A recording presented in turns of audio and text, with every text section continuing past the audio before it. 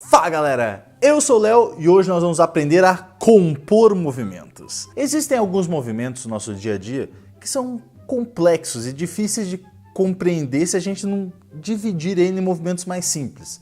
Por exemplo, a rotação e a translação da Terra, ou um ioiô que roda e gira no meio da corda e tal, tudo ao mesmo tempo. E para a gente aprender esses conceitos, vamos usar um exemplo muito simples. Um barco andando em um rio. Aqui nós temos três movimentos diferentes gerados por três velocidades diferentes. O primeiro movimento é o movimento relativo, que é o movimento que o barco efetua em relação ao rio. Neste caso, a velocidade do barco é a velocidade relativa. O segundo movimento é o movimento de arraste, que é o movimento do barco sem a velocidade relativa, ou seja, é o movimento causado pela correnteza do rio, por isso o arraste, né? E para esse caso a gente tem a velocidade de arraste, o VA. E o terceiro movimento é a composição desses dois movimentos, que gera o movimento resultante, que é basicamente o que a gente vai ver acontecendo no mundo real. Por exemplo, se eu estiver na margem do rio olhando para o barco, é essa direção que eu vou ver o barco andando. E nesse caso a gente tem a velocidade resultante. Neste caso, como deve ser meio óbvio, o deslocamento sofrido pelo barco tem a direção e o sentido da velocidade resultante. Um outro tipo de movimento complexo são os lançamentos. E para ele nós vamos usar a nossa querida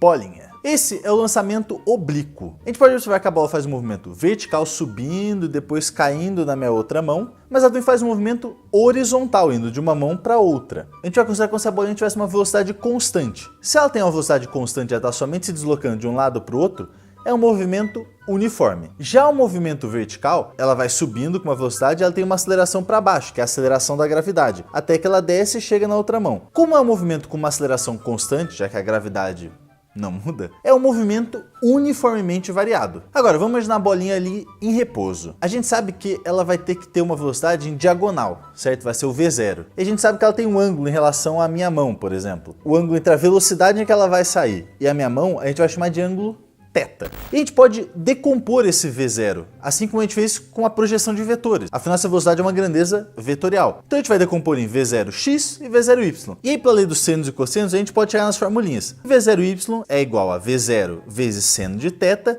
V0x é igual a V0 vezes cosseno de θ. Agora, para a gente calcular numericamente a velocidade, a altura, o tempo, todas essas coisas, o que a gente vai fazer? A gente vai basicamente fazer o que a gente fez com a grandeza vetorial. A gente vai decompor o movimento em dois, um movimento vertical e um movimento horizontal. Vamos começar, obviamente, pelo mais simples. No movimento horizontal, a gente tem um movimento uniforme, ou seja, a gente vai usar a mesma formulinha do movimento uniforme, que é a formulinha do sorvete. E você pode interpretar com a formulinha do sorvete, ou se você quiser mudar as grandezas para dar novos nomes, como a gente vai fazer aqui nessa aula, você também pode mudar. Por exemplo, a gente chama o espaço final de A, o espaço inicial de x0, mas você pode continuar chamando de SS0. Só lembra que o V0 é o V0x. Para o movimento vertical, nós vamos ter as três formulinhas, o via-vó, o sou-só e a equação de Torricelli. Só que a gente vai ter que substituir o V e o V0 em todas as equações por VY e V0y, já que a gente só leva em consideração a velocidade vertical.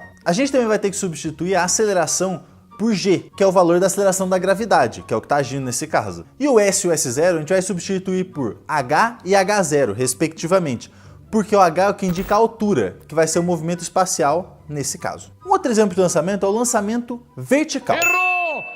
E para fazer as contas, é a mesma coisa, a gente vai dividir em um movimento vertical e um movimento horizontal. O horizontal é idêntico, a bolinha com a velocidade constante, sem sofrer aceleração horizontalmente. Então o movimento uniforme, a gente vai usar a mesma formulinha do sorvete. Já para o movimento vertical, também é igual, é um movimento uniformemente variado, já que a única aceleração que atua é a aceleração da gravidade na queda livre que o objeto sofre. Porém, no caso do lançamento horizontal, essas formulinhas, tanto do movimento vertical quanto do movimento horizontal, podem ser simplificadas. Por exemplo, algumas velocidades são iguais a zero, alguns espaços iniciais são iguais a zero, alguns espaços finais podem ser ou não iguais a zero. E é exatamente essa perguntinha que eu deixo para você. Como ficam as formulinhas simplificadas para o lançamento horizontal? E é isso, galera. Deixo vocês com um beijo, um abraço, uma bolinha pro alto e eu fui!